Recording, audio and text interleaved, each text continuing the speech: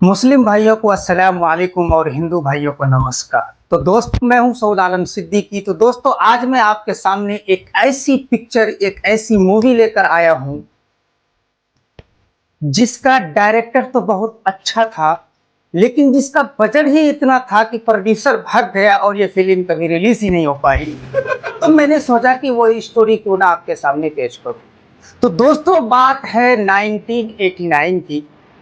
हमारे हिंदुस्तान के अंदर बिहार के भागलपुर जिले में 1989 में एक ऐसा दंगा होता है। एक इतना बड़ा दंगा होता है कि यूं समझिए कि स्वतंत्र भारत में उस वक्त का सबसे बड़ा दंगा माना जाता है, क्योंकि उसमें 1000 से अधिक लोगों की मौत हो गई। तो उस वक्त जनता दल में रहे लालू प्रसाद यादव ने मुसलमान के हक में, मुसलमान के लिए काफी ज्यादा सहानुभूति जताई थी और मुसलमानों की लड़ाई में उनका साथ देने के लिए उन्होंने कहा था।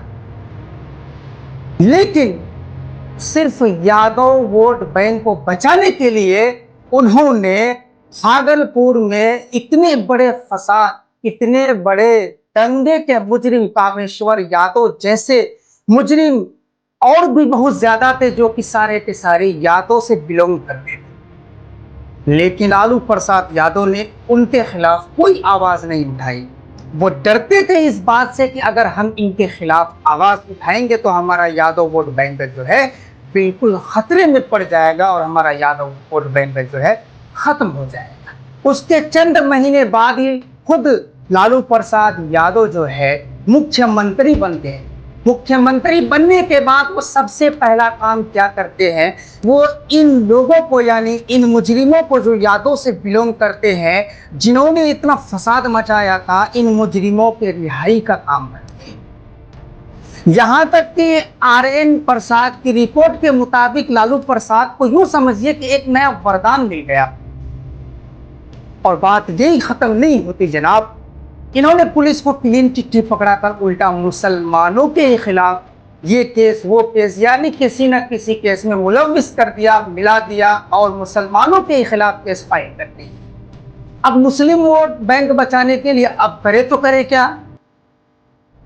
तो अब ये सोचे जनाब कि अब कुछ तो करना पड़ेगा, मुसलमानों का मसीहा तो बनना पड़ेगा। यादव वोट बैंक तो हमारा बच ही गया है, लेकिन अब मुस्लिम वोट बैंक हमारा कैसे बचे? तो इन्होंने क्या किया, चंद साल के बाद लाल कृष्ण आडवाणी को इन्होंने गिरफ्तार किया।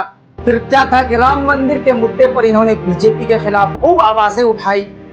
यहां तक के बीजेपी का डर मुसलमानों में इतना डाल दिया, इतना डाल दिया कि सारे मुसलमान बीजेपी से डरने लगे और लालू प्रसाद यादव जी को अपना मसीहा और अपना रखवाला समझने लगे।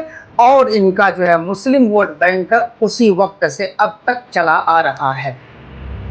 हम और आप इतने समझदार, हमारे जैसे युवा शाम से आज उनको अपना मसीहा समझते हैं। तो दोस्तों, मैं आपकी जानकारी के लिए बता दूं कि ये वही बिहार प्रदेश है, जो वही सूबा है जिसने पूरी दुनिया में हिंदुस्तान को एक पहचान, जो वही बिहार प्रदेश है जिसका कंपैरिजन एक जमाने में लंदन, पेरिस, मॉस्को और काहिरा जैसी शहरों से होता था।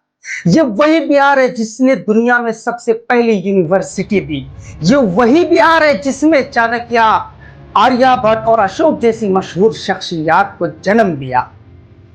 आज इसी बिहार प्रदेश की तरफ अपने आप को निस्बत करना कि मैं बिहार का रहने वाला हूं, मैं बिहारी हूं, अपने आप को एक शर्म सी महसूस होती है।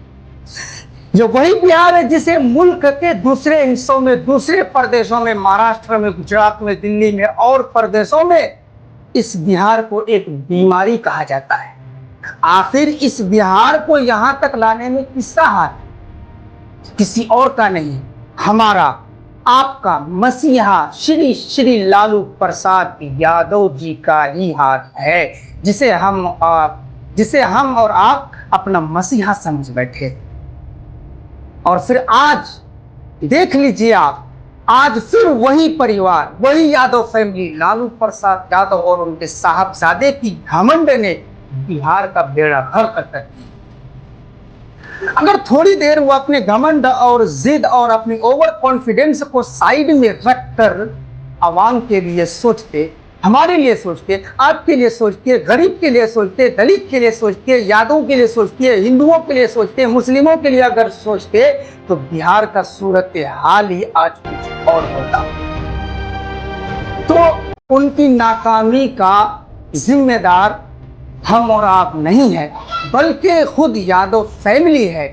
दोस्तों, अगर आपको लगता है कि मैं आपके सामने सच को बयान कर रहा हूं, अगर मेरी बात में जरा भी सच्चाई है, तो आप इस वीडियो को बिहार के एक एक बाशिंदे तक पहुंचा दें, ताकि उन्हें पता चले कि हम जिसे मसीहा समझते हैं, आखिर में वो हमारे लिए है क्या, हमारे लिए उन्होंने किया क्या है।